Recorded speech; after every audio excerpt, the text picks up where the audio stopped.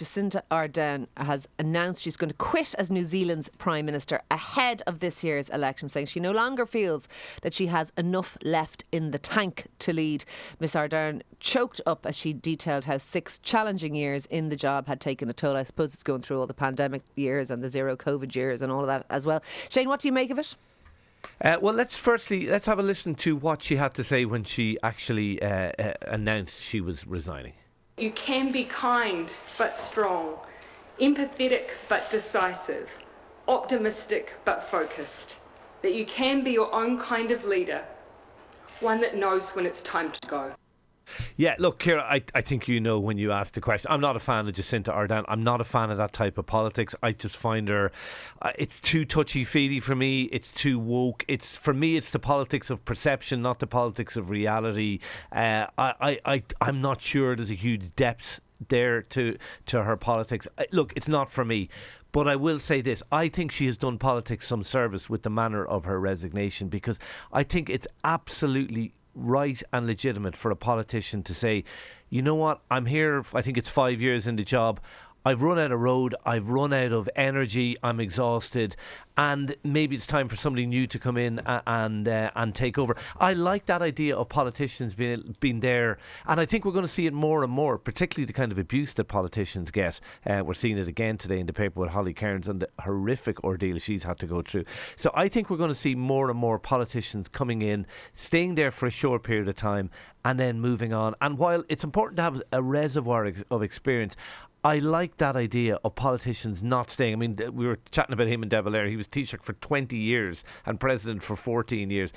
Like, that's too long, way too long. So I like that idea of politicians saying, you know what, I've done my bit. I think I've contributed something, and we can disagree or agree as whether that's the case. But now it's time for somebody new to come in and fresh ideas. I think fair play to her for that.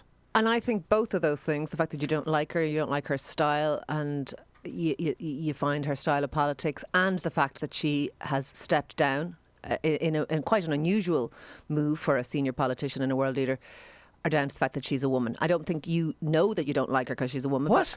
I know. Sorry. No, you got to let me make my point. I don't think that you know, and I don't think that you believe, and I don't think that you feel you dislike her because she's a woman. It's but nothing to do with her. Sorry, Ciara. You've got to let me make a point. No, but you've just accused me of sexism. It is nothing to do. You've got to let me make a point.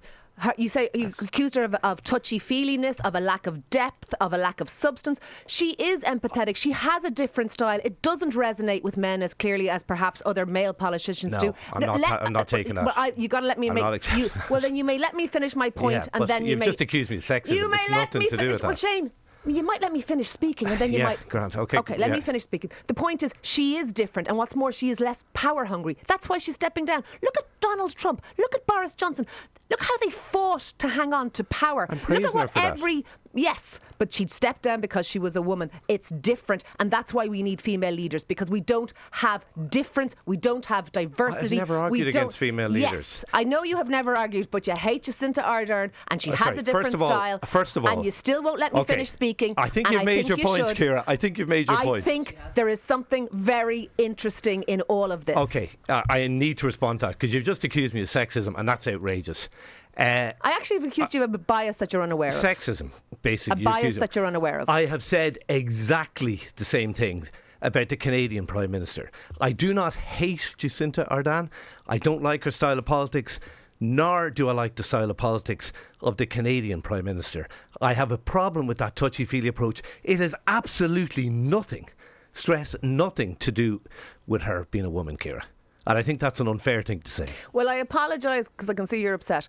My point is that she is different, and she walked away from power, which is very. We all say the same thing about politicians in this country. I think fair play to her. That's what I'm saying. That the only real thing a politician wants is to hang on to power and win an election. She has just proven that there are politicians out there that want more than that, and I think that is welcome. Which I know you also agree, but I think some of this is down to the fact that she's a woman. Her differences in style are based on some of those aspects are gender-based differences, and I think that makes it very interesting. I think the Canadian Prime Minister is exactly the same, and I've said the same thing on this show many times about him. Very hard to say they're exactly the same,